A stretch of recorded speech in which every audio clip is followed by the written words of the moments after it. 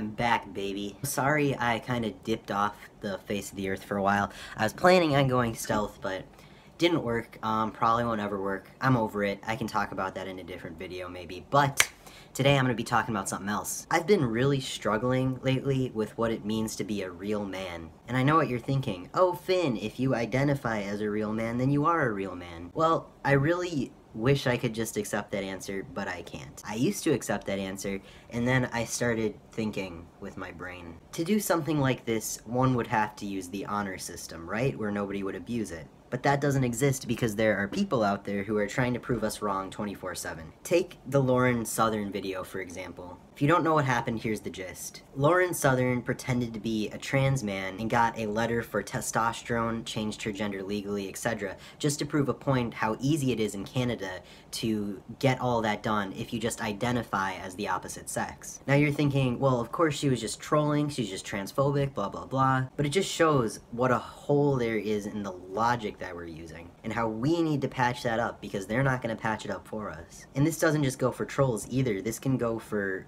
people, young people especially, who aren't really sure of their own identity, and they don't really know what being transgender is, and if you just tell them they can be trans if they want to be trans, then this can lead to problems, obviously. It wouldn't be a problem, obviously, if there wasn't a medical component. Everybody can be who they want to be, but when you are trans, there more often than not is a medical component, and a lot of times it's irreversible. For example, a 15-year-old girl who's always been a tomboy, who's always fit in with guys more, and thinks, well, it would just be easier to be a guy. It would be easier to be a guy, I want to be a guy, I identify as a guy, therefore I am a guy. But she doesn't have any gender dysphoria, any disconnect from her biological sex.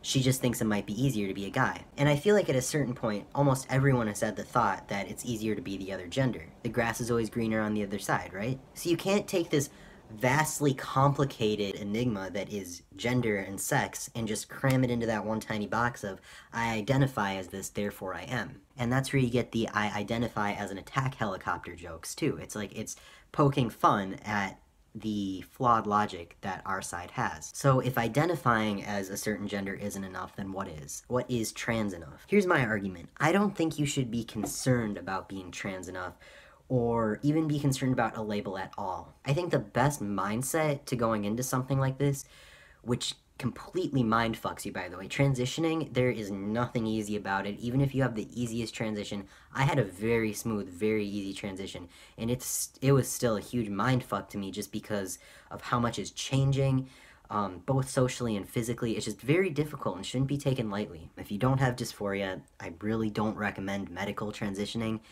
just because it's very permanent, and if you're fine the way you are, don't make your life harder. Seriously, it makes your life a lot harder. Assuming you're gender dysphoric and you're going into medical transition, ask yourself what are you going to accomplish from this? Is taking testosterone going to alleviate your gender dysphoria? And obviously you can't know this until you start it, but it's really important to check up with yourself along the way. Is this making it better? I've been focusing so much on whether I'm a real man or not that I haven't really appreciated everything that transition has given me physically. My voice getting deeper, just getting more muscular, less curvy, that alleviated so much gender dysphoria for me. It was just a few small changes that made my life so much better. And so I think, why am I so obsessed with being a real man? What does it even mean? Am I just fighting a losing battle by trying to transition from female to male? And the answer is no, because I'm defining the battle now. I will never be the same as a cis man, and honestly, that's okay. Of course, I would have loved to been born as a cis man. That's the whole thing I'm trying to accomplish here, right? Everybody told me going in, oh, if you just transition to be a man and really believe you're a man, then that'll be enough. It's not enough for me. I'm sure it's enough for some people, but it's not enough for me. And if you're watching this video, it's probably not enough for you either. You don't have to be a real man. You don't have to be a cis man. You don't have to be a man at all if you don't feel comfortable describing yourself as that. All you need to be is comfortable with who you are and okay with the way that people are going to perceive you. If you don't want to be perceived as male, you shouldn't go on testosterone. I don't mind it. I think I fit into the male gender role a lot smoother. I feel more at home here. I don't feel like it's 100% me, but I feel like it's more me than it was before. Basically, transition isn't just an easy pill that's gonna fix everything wrong in your life, because it's really not going to. It's going to treat your gender dysphoria, but then the side effect is adjusting to a completely different life. Which is why I only recommend it if you're really, really, really hurting before. Because if I had an okay life before and then I did this, I would be in a lot worse place than I am right now.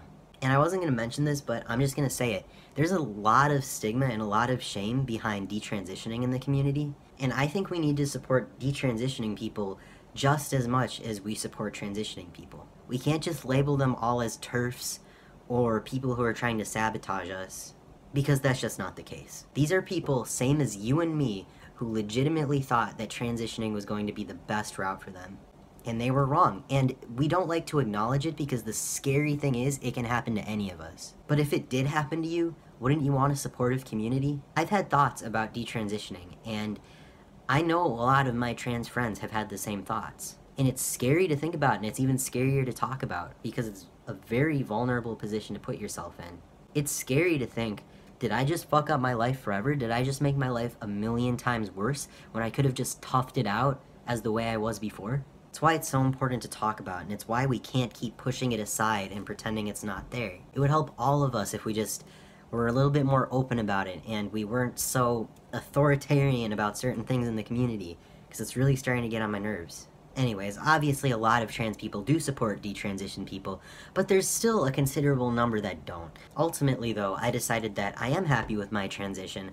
I'm happy with my flat chest, I'm happy with my voice, and my fat redistribution, and a bunch of other physical changes that happened that I just kind of take for granted every day, because after they happen, you just kind of, you go back to normal with your life, and you don't realize how great it is that you don't have this dark cloud looming over you of gender dysphoria every day, and you kind of get spoiled, and you start thinking, well, I could have lived like I did before, and then I wouldn't have to be trans and deal with all the shit that comes with being trans. But if you think detransitioning is right for you, you're in charge of your own destiny. Obviously think it through before you do it, but I'm not going to be like a lot of people in the trans community and just say, oh, you were a faker, or you're just confused and you need to keep transitioning and tough it out. You're going to know what's best for you. See a therapist, obviously, to help you work it out, but yeah. That's it for this video, you guys. Thank you for watching. I'll probably make more videos if you guys want them. I just have a lot of stuff to talk about now. Good to be back. Alright, see you guys later.